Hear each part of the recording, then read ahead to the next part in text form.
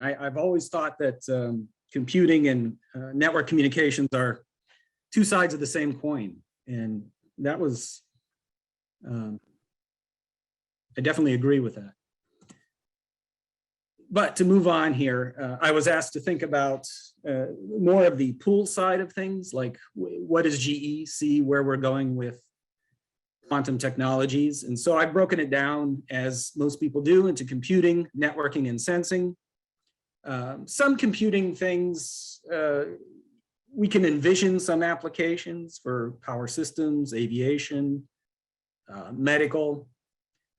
Power systems would be things like turbulence. I mean, looking at hard problems, which unfortunately we don't see quantum computing being there today, or even in probably, unfortunately, in the near future, but we're monitoring for advantage. When and where is that advantage going to occur? And it may require that network scaling up.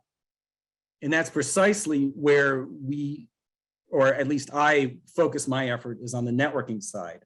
And that's where we see the near-term applications as well. I mean, a lot of people know QKD, controversial topic, but it's a commercial quantum product here, and it works, and it offers an advantage in certain aspects of security.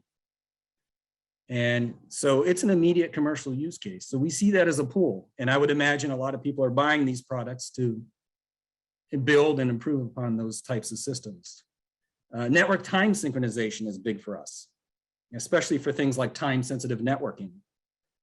And so we really want to explore the benefits of networks, build networks, and maybe they can become the data bus for computing, as Chris was mentioning earlier, or it may help with quantum network sensing.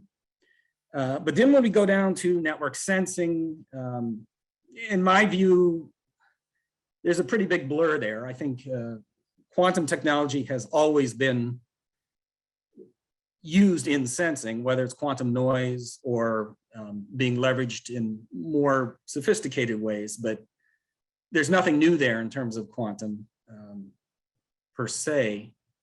But, you know, we could see it again in power systems, aviation, and maybe medical imaging detection improvements. So that's where we could see some of the pull, I think, in the nearer term being in the networking area.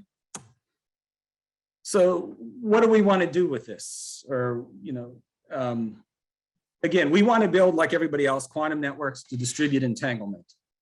And I think a lot of people will say, well, why are you building the network if it can't connect to anything and you don't know what you're going to do with it, other than QKD and security?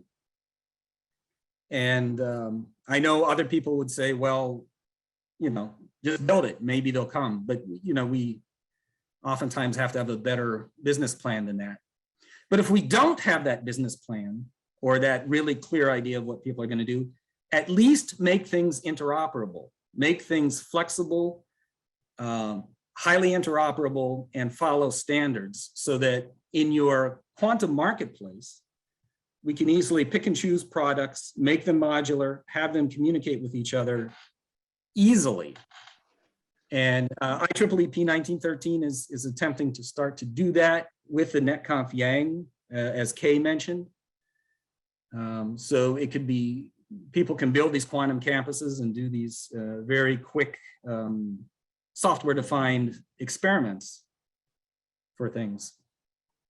And then again, if we want to look back at the pool side of things, where would it be used? Maybe imaging and other sensing applications. But again, only if quantum advantage is ever really discovered there for that. So I have my contact information and. Great, thank you, Steve. Are you saying then, in your opinion, that QKD has exceeded quantum supremacy, or at least has made it? Are you saying that, in your opinion? I would say that we've learned a lot about the pitfalls of quantum technology and its utilization by going through that tortuous product development. Yeah. So I always hesitate to use the word advantage, but in my opinion, that, or, you know, somebody may say quantum sensing is further along, but I would say networking in terms of the QKD is probably most mature today. Yes. Great, great, great. Thank you.